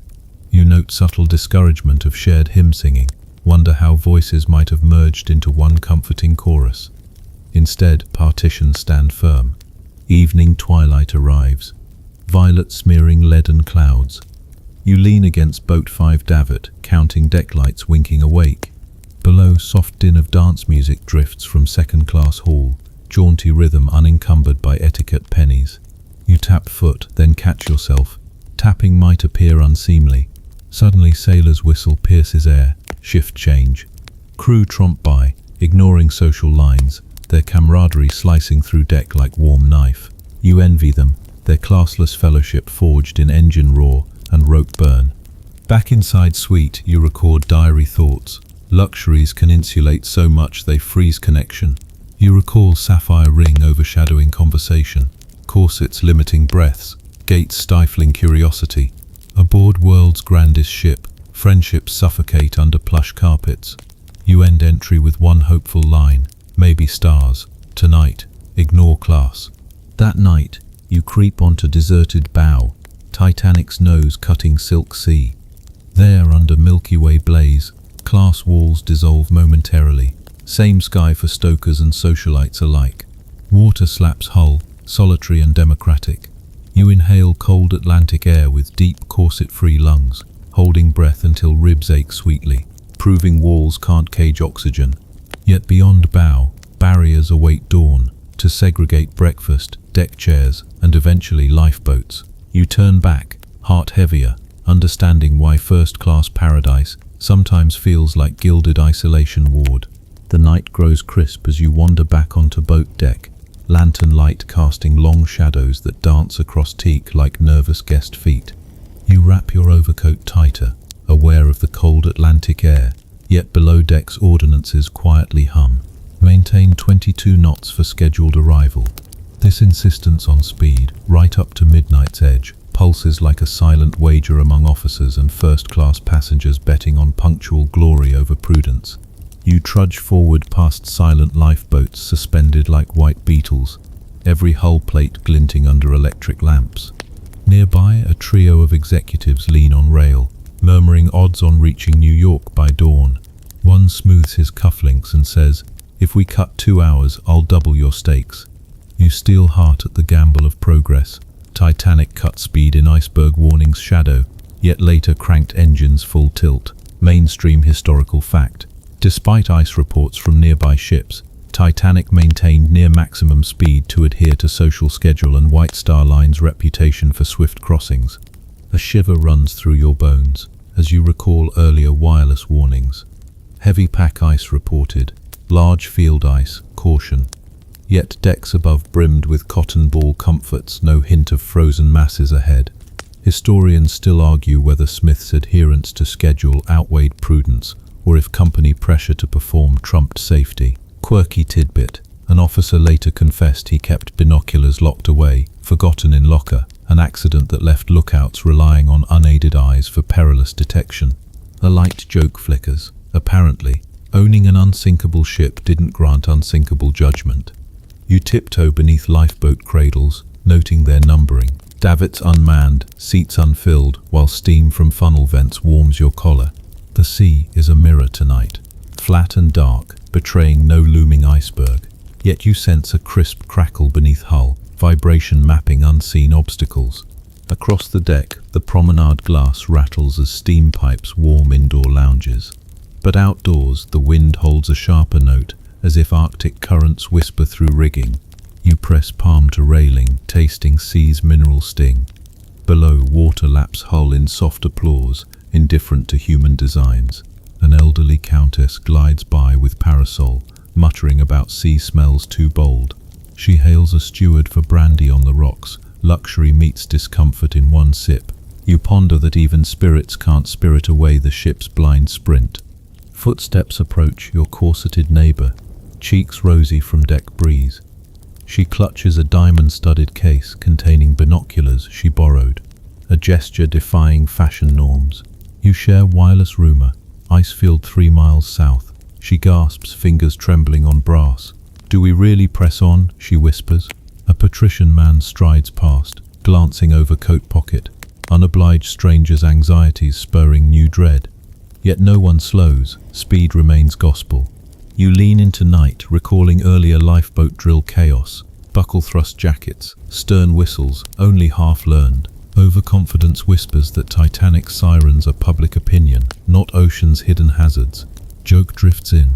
Betting on speed felt as safe as wearing flannel pajamas in a furnace. But what a thrill. Suddenly, a cold hush settles. Deck engines hum in measured rhythm, then stutter once, barely perceptible. You grip railing, heart skipping. A steward nearby laughs nervously, attributing tremor to sea swell, though sky remains mirror flat. She glides on, but you linger. In haze of headlamp fog, you glimpse a white shape half a ship's length away, only for a heartbeat, before darkness swallows it. Iceberg's ghost vanishes like sponsor credit in reel.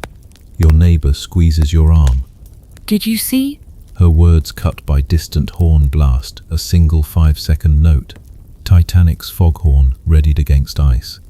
A dozen passengers thread from lounges, drawn to deck, faces urgent in lantern beams. Yet no mass panic. Instead, a disciplined curiosity as if commanding performance still trumps peril. Below, chefs paused service, felt the shudder. Above, musicians in lounge adjust tempo to steady humming. No sense of catastrophe. Historians still argue whether that foghorn single blast was warning or code for all clear. You note confusion is the real iceberg.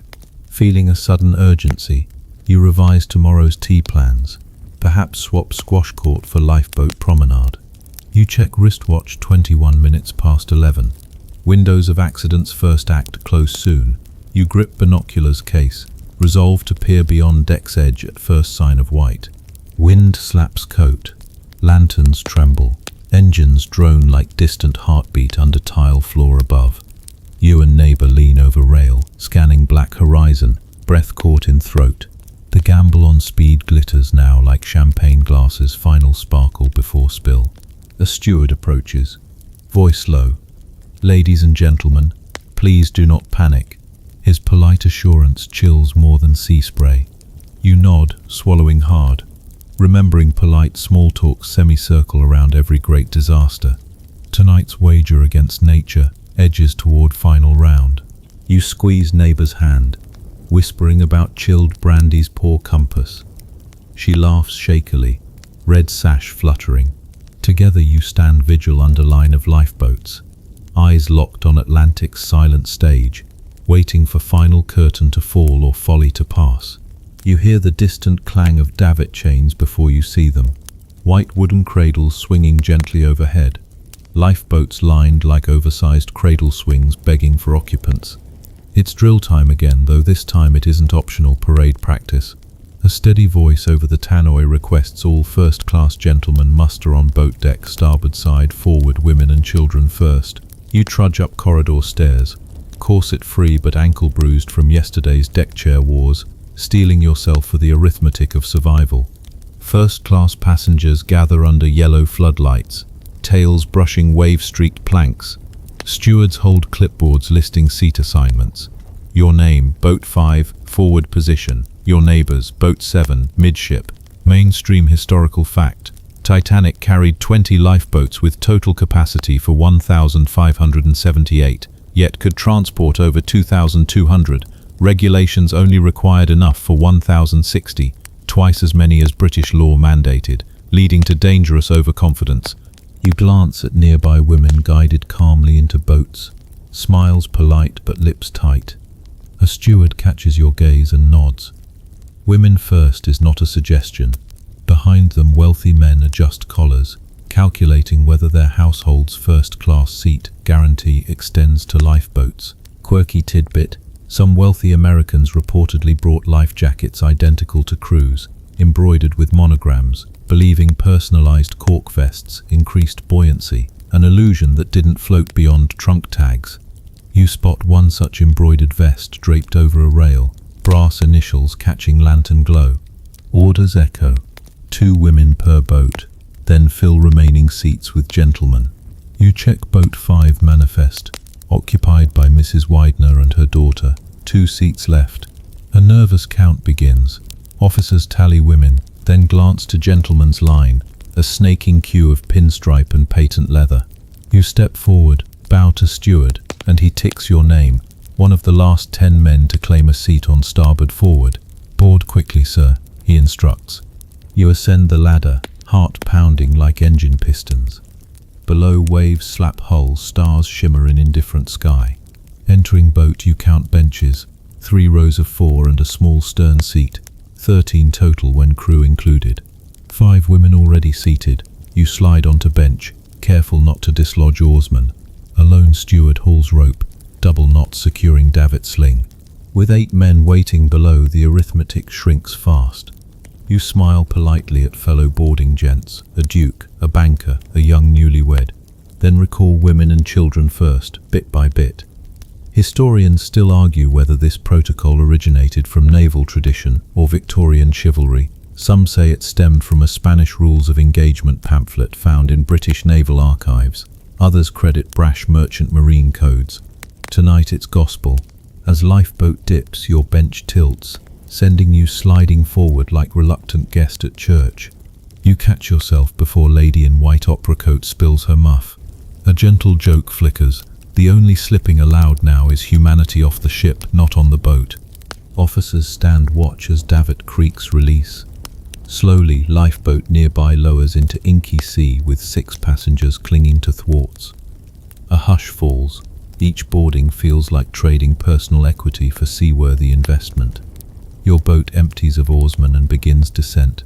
Once afloat, you look back to spot empty boats still swinging, waiting. Officers hurriedly signal more women lower. Men in Boat 5 lean into oars, rowing to clear way for next. You take paddle, join rhythmic dip, each stroke moving you farther from Titanic's bulk. The ship's lights sparkle overhead, each lantern a beacon of lost comfort. You glance at boat manifest. 8 seats left, but officers now restrict boarding at 6 to leave crew seats for oars and officer in charge. A steward whispers that senior officers ordered boats not overfilled in case damage occurs. Fewer in a boat meant more stability if G-spot scraped hull. Quirky tidbit: one officer later confessed he deliberately left a seat empty so he could stay behind if reversed orders came. An unrecorded drama in calm peacetime drill. As you row, the night air hits like ice, but each breath tastes freedom.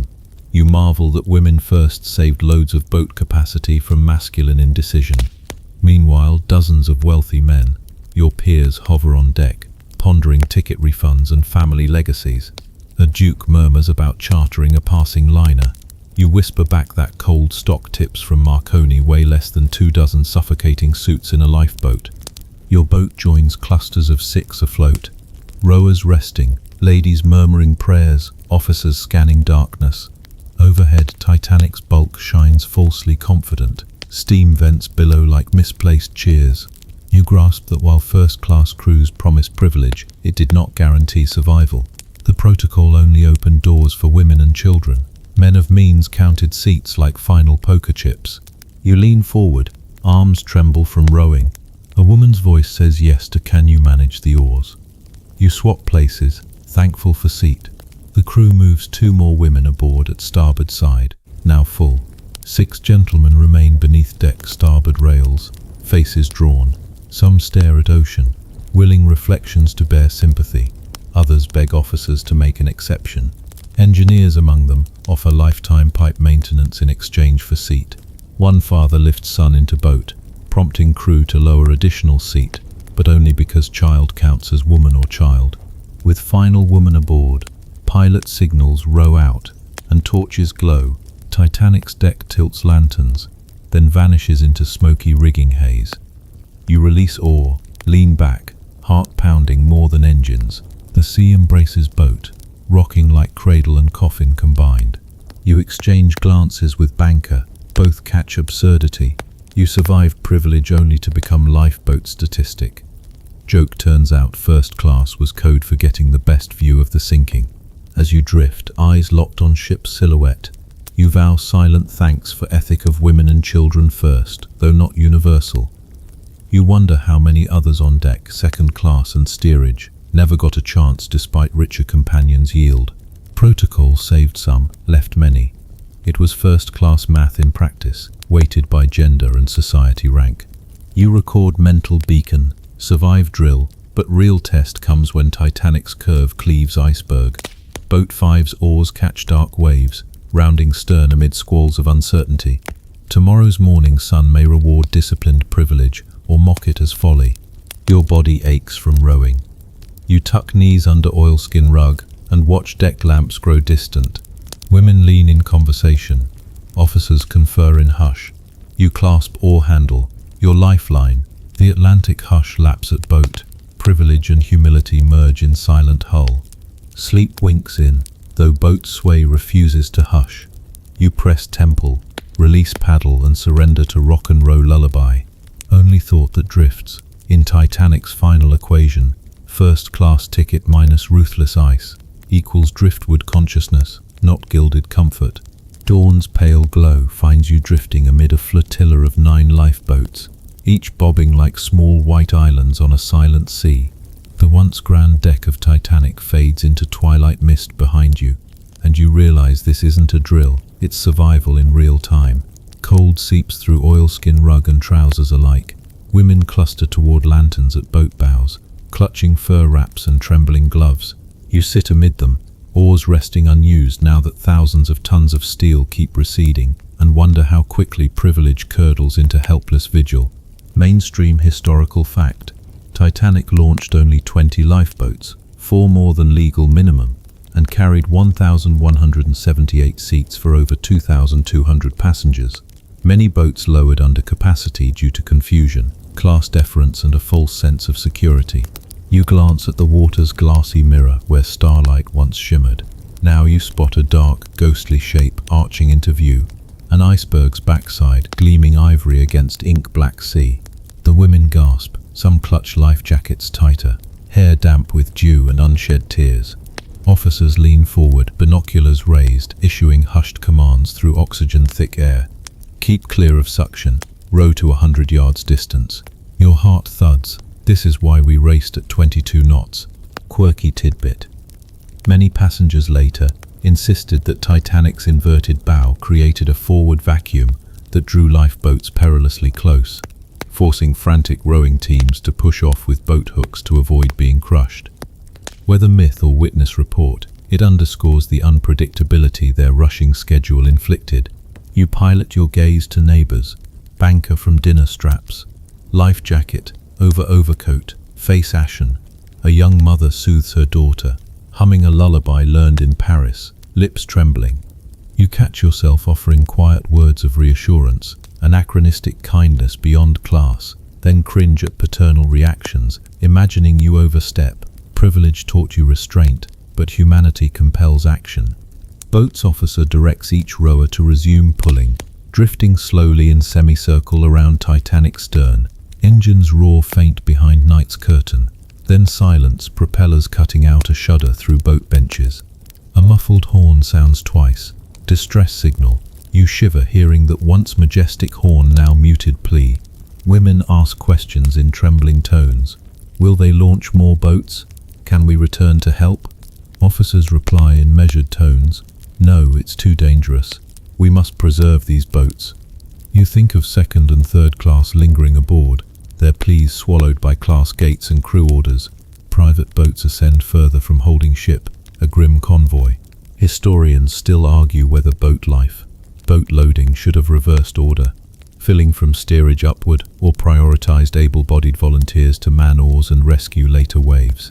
Tonight, women and children first, spared many, but sealed fate of others. You tuck knees beneath oilskin, lean against stern thwart, and remember day 2 breakfast champagne orchestrated comfort that seems obscene now. A thought flickers. We drank bubbles for pleasure, and now drift under ice warnings. We ignored for schedule's sake. Iceberg's bulk glides past, only yards from boat's port side. You steady arm on gunwale, cold water rippling under nearest oar. A woman cries out. Look at the size of it. Words catch on your lips, alerts no one in distance hears. Nearby children point, faces wide. You grip oar handle, knuckles white, imagining that hulking shape tearing Titanic's hull seams open one rivet at a time. Officers consult in whispered circles, eyes darting back to ship. One instructs, we should row closer to pick up floating survivors. Others caution ice debris field ahead. Debate mirrors earlier, Marconi room's stock-tip squabbles, pride and caution at war. You recall Marconi's bi-steel telegrams, and now see steel's deadly fickleness. After tense minutes, boats shift away, rowing stroke by stroke until iceberg recedes in gloom. You sit back, damp and hollow. The sea is eerily calm, but around you, the boat seems to lean inward, bracing for news. Women cling to blankets, children lean on mothers. You smooth your coat, wish you had a neat life jacket monogrammed with initials, something to bulldoze through fear.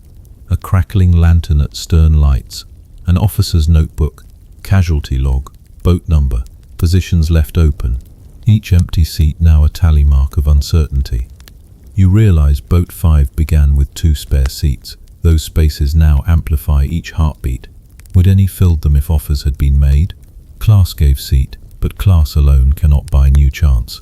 Dawn's first blush creeps across horizon, painting sky in cold orange.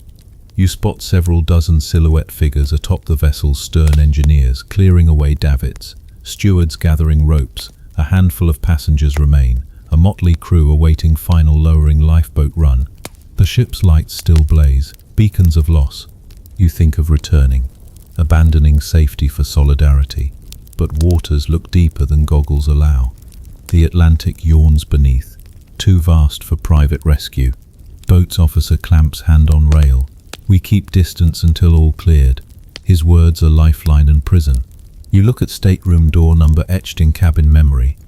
Each door once opened for cake tournaments now locked inside, sinking steel. Women fiddle with shawls. One father tucks son under blanket, no seat for child. Boy nods, eyes wide with instructed bravery. Your chest tightens. This is what privilege felt like. Lifetime of small advantages, now powerless against ocean's indifferent weight. You exhale, leaning against bow's gunwale bolster. The sea's freeze lips crash, time splintering into date marks. April 15th dawn, lifeboats afloat, privilege transformed into driftwood humility. As you grip rope fender, you vow that if boat reaches Carpathia, you'll speak for those left behind, their voices muted by class's iron gates. For now, you tuck your hands beneath oilcloth, leaning into the slow rocking lullaby. The Atlantic holds your boat like a cradle. Sun rises brighter. Women murmur prayers. You close eyes for brief rest, heart holding frozen echo of steel hull's final bow. You sit huddled in boat 5 as dawn's first blush paints the Atlantic a steel grey canvas, and a haunting melody drifts across the water, unbidden and impossible to ignore. Upstairs in Titanic's grand staircase foyer, The band has assembled once more, this time on a slanted stage of torn carpets and flickering electric lamps, determined to play through catastrophe's crescendo. You close your eyes, letting each measured bow stroke carve a fragile bubble of solace around the dozen souls in your boat. Mainstream historical fact: the 8-piece band, led by violinist Wallace Hartley, famously continued performing after the iceberg strike, shifting from lively ragtime to somber hymns. Survivors recall Nearer My God to Thee as their final piece, though some accounts differ on whether it was autumn. You strain to catch individual notes: the cello's deep hum, the cornet's brass plea, the piano's soft pedal echo. The platform trembles as the ship's bulk tilts, sending furniture sliding and forcing Hartley to brace his violin against a battered railing.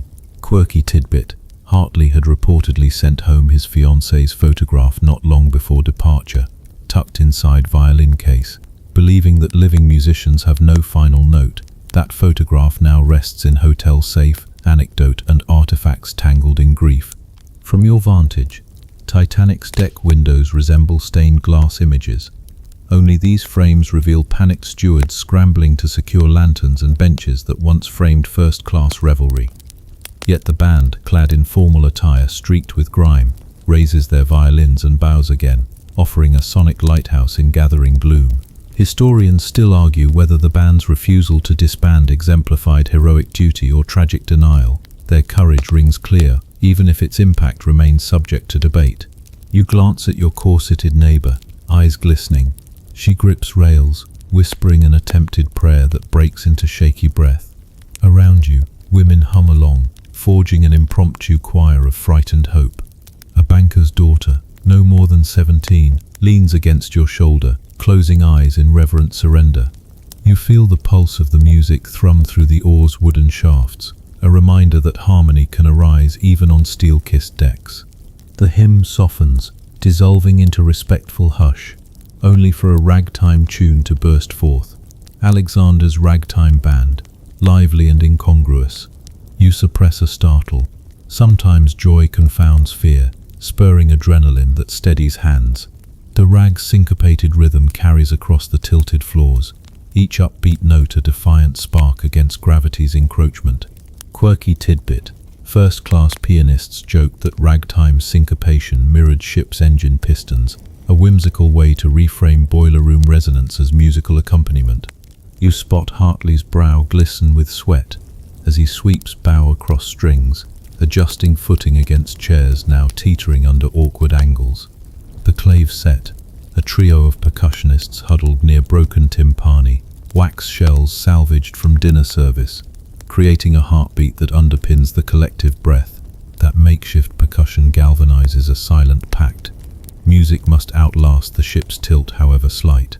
A sudden tremor courses through Boat 5, a reminder that Titanic's transom rests on watery hinges. You grip oarlock for purchase. Below, operators in Carpathia's Marconi relay fragments of desperate SOS voices of steerage, joining first-class wireless bulletins, a jarring democratic chorus carried in dots and dashes through invisible cables. Above, the band shifts from ragtime back to hymn, as if responding to that silent plea, from playful rebellion to solemn comfort in one fluid verse. The curtain of electric lamps dims, threatening to plunge musicians into gloom. Officers on deck assist by lighting lanterns, unsteady candles that cast dancing halos on violins and saxophones alike. The brass section transforms their instruments into miniature searchlights, reflecting wavering light onto portable music stands.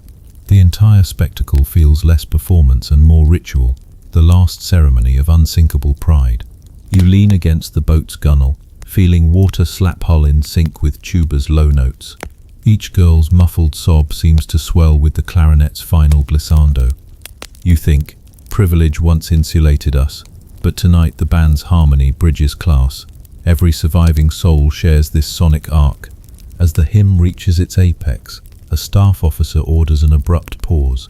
The ship's tilt grows more pronounced, the platform's timbers protesting. Hartley lifts violin for one final stanza, faces strained through half-lit portholes. Then silence descends. No applause, only the ocean's hollow exhale. You hold breath, fearing the next sound will be steel tearing. Moments drift. Then a single passenger on boat 7, seated too far to see, begins to murmur the hymn's first lines. Others join, a ripple of voices rising across the flotilla. In that chorus, social titles drown beneath shared sorrow. You join in quietly, words breaking like ice. Nearer, my God, to thee. The resonance swells across lifeboats, converging into a collective hymn that hushes frantic rowing, now suspended. Water's pale light filters up, illuminating faces turned skyward. Men remove hats, women uncover shrouded heads. The Anglican refrain becomes universal prayer. You glance at the banker's daughter again, tears misting spectacles. You catch her gaze, nod gently. She smiles, lips trembling, and tilts head back, voice clear, joining countless others in plea and praise. The hymn's final cadence fades on wind, leaving echo in your chest. You exhale, releasing sorrow and solidarity in one breath. Music's final gift, unity in drowning world. Officers signal boat groups to row farther from ship. Emphasis on safety now. Oars dip, water parts, and you drift into dawn's grey calm. Hymn's aftershocks vibrating through oaken benches. As you rest paddle on gunwale, you reflect that privilege once meant private dining halls and closed walls. Now united by final music, passengers of all ranks share a single lifeline. Song. In that shared moment, Titanic's hierarchy dissolves as completely as steam vents hissing in empty corridors. You tuck head into coat, humming last refrain. In 2 hours, the ocean will yield rescue ships. In 2 days, lawsuits and inquiries will pass. But this hymn, performed as iceberg's grim curtain rose, will endure in memoirs and hearts. Music masked disbelief, bestowed grace, and granted passage from panic to the earliest stirrings of hope. Minutes later, Carpathia's lookout torches pierce mist. Rescuers at last. You grip oar, hope reawakened. Voices break hymn's quiet vigil into urgent whispers. Land ho, boats ready. You row hard, ready to leave music's edge for safety's shores. Yet innocence lost in those final notes stays a lifelong refrain, a reminder that even in calamity, harmony can guide humanity home. You wake to a sunrise tinged copper, but your relief of a new day is tempered by realization that the Atlantic has become a staged arena for privilege. And even in lifeboats, class lines persist. Officers row your boat in silence toward the stern wreckage, yet behind you a cluster of prospective survivors hollers from B-deck rafts and partially lowered boat cradles. They wave frantic scarves while crew on deck peer over rails, shrug and usher remaining first-class boats farther out of reach. Mainstream historical fact. After lowering all lifeboats, many crew abandoned attempts to rescue those in the water or near the hull. Orders stemmed from concern that suction would capsize boats, but class-based reluctance also played a role. A contemporaneous inquiry noted crew defended their quarters before returning for more passengers. You grip the oarlock, chest aching as boat tilts on gentle swell. Ahead, an officer signals you to maintain distance from the sinking deck, though the pale faces of third-class women and children swirl in the mist below your line of sight. Quirky tidbit. Some crew carried hooks not only for gunwale fending but to snag drifting passengers or debris, a dual-purpose tool that symbolized both rescue potential and exclusionary enforcement. Your neighbor, pale as boiled linen, whispers, "They could lower the boats lower. Why not help them?" You nod but cannot answer. Steel and protocol shape hands as much as heart prompts. Historians still argue whether life-saving mandates prioritized boat stability or reinforced social order. But tonight both motives echo in each reluctant paddle. A woman's cry rises from water, her shawl snagged on a railing stump. Nearby, a father thrusts his child toward a half-submerged lifeboat, but crew atop the rail shoo him back, shouting, "No room." The infant splashes in icy foam, then vanishes from view under collapsing decks. You flinch, remembering breakfast's idle gossip, and row harder, guilt knotting your ribs. The boat's officer jabs with awe, steering away from the hull's lethal suction. You glance at numbered gates once meant to seal class decks, now silently enforced as lifeboats pass through only approved passageways. Below, iron gates block desperate survivors. A steward lifts lantern, shining a beam on faces twisted by fear. His eyes flick to your boat. You wonder if shared humanity flickers there, or if brass buttons still judge. One of the last first-class gentlemen stands, voice cracking as he pleads into the fog. "Please, women and children first, don't leave them." His formal accent dissolves into raw grief, and even officers lower their heads. But orders hold. "Stay clear," a helmsman calls. You sense the tide of injustice rising faster than water. Your oar dips, carving a reluctant path away, each stroke a compromise. You stare back through condensing spray and see silhouettes of passengers clinging to listless railings on sea deck, forbidden territory. A mother lifts a toddler high, urging hope. The officer turns away, patting the child's hand with gloved restraint. The toddler's giggle distorts in the mist, innocence drowned by rules. Among your boatmates, a banker shrugs behind life jacket straps, muttering about lucky breaks. A duchess steadies her pearls, white-knuckled on rope. You realize even the so-called fortunate cannot bear witness without shame. You lower oar, leaning over rail, offering a cup of stale water to a child in the frigid wake, defying silent protocol. The child drinks, eyes bright despite shock. Officer scolds softly, but you stand firm. Human need outranks class codes. A sudden crack ripples through the air. The ship's stern plunges, sending a shockwave that smacks lifeboats together. You tumble, arms flailing, but neighbors catch you. In that jolt, the hierarchy rear arms, a steward rushes past, ignoring stranded survivors in the churn. You fume, clutching oar, thirsting for moral clear water. You tap the banker on the shoulder. "We could return for them," you whisper fiercely. He glances around. Officers stand ready to lower boats, clear path. He hesitates, fear and etiquette war in his eyes. Then, quick as frost melt, he nods and raps on the gunwale. Others follow. Boat swerves toward the wreck, oars dipping in unison, a mutiny of conscience.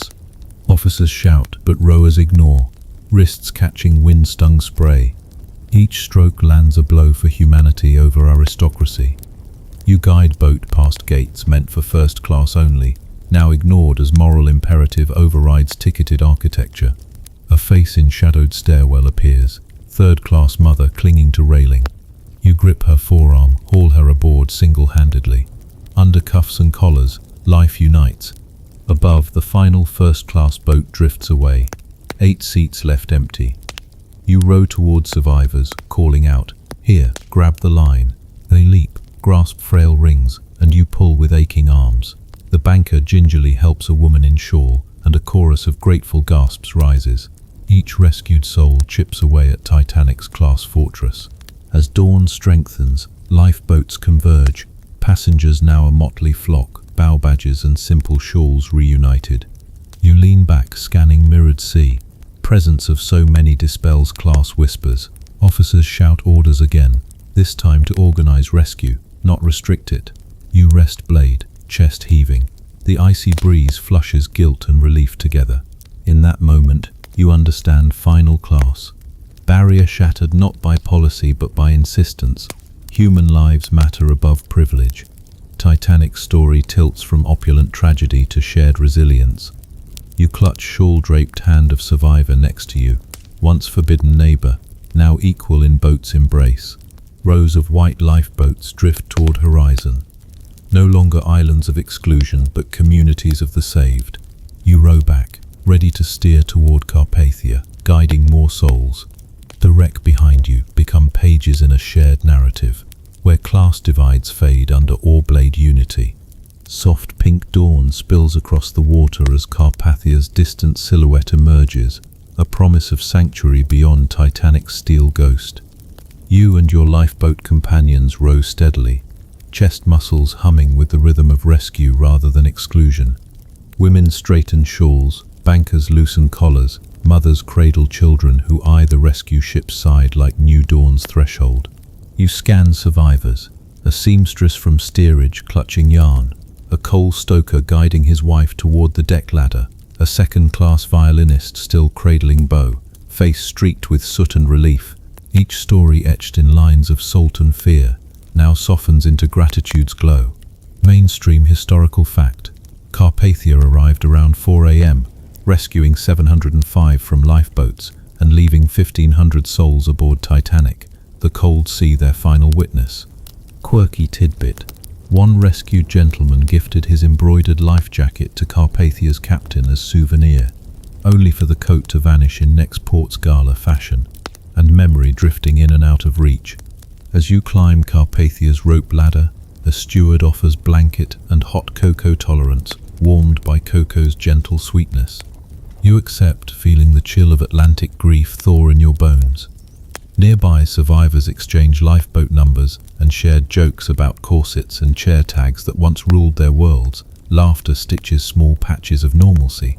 Historians still argue whether first-class privilege hastened too many lifeboats leaving half full, or if egalitarian rescue was possible under chaos. Today's camaraderie suggests that shared urgency can eclipse reserved seats and gilded halls. You wrap blanket around survivor beside you, a seamstress from Liverpool, and she whispers thanks, offering half her cocoa. You sip, cocoa warms throat and spirits. In this moment, class fades behind shared humanity and warmth. Above, Carpathia's deck bustles, crew hall cabin cases, pass hot blankets to shaking hands, guide families toward medical quarters. You step forward to help, abandoning your own name-assigned cabin in favor of triage duty. Here, no fossy for class, only hurt bodies and healing hands. As the sun ascends, you stand atop Carpathia's deck, blanket at your shoulders, watching lifeboats merge into rescue's embrace. You look back toward where Titanic's funnels once pierced sky, now lost beneath waves, but you feel something steadier, the knowledge that privilege, when wielded with compassion, can save lives rather than squander them. Your gaze sweeps horizon, small boats, big ship, united in purpose. You think of tomorrow's inquiries, the papers that will lament class injustices and highlight heroism alike. But for now, here at sea, hope's buoyant chords carry stronger than any social protocol. Familiar sounds fade as you settle into the soft hum of Carpathia's engines, each steady throb echoing a lullaby for the weary and the wounded. Imagine the deck's steel plates warmed by sunrise, the salt-kissed breeze brushing your cheeks like gentle reassurance. Let your shoulders release the night's tension.